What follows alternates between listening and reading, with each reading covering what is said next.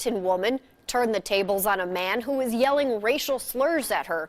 She started recording him, and we learned tonight that video led to him actually being fired from his job.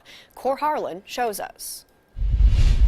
Off says the man who started in with the racial insults began them here near the corner of Southwest TV Highway and 170th in Beaverton.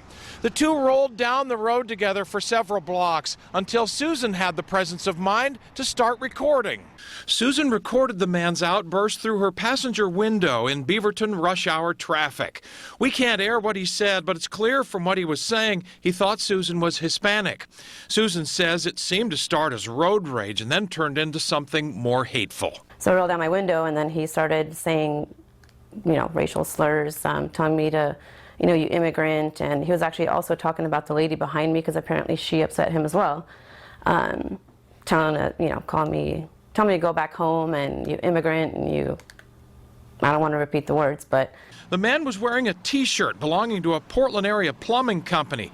Beyond the shock and disbelief that Susan feels, she actually hopes there's some good to come from her video. I just wanted him to see what he looked like, and to, hopefully open his eyes up a little bit, things he says, they're very just nasty. It's just derogatory and totally uncalled for.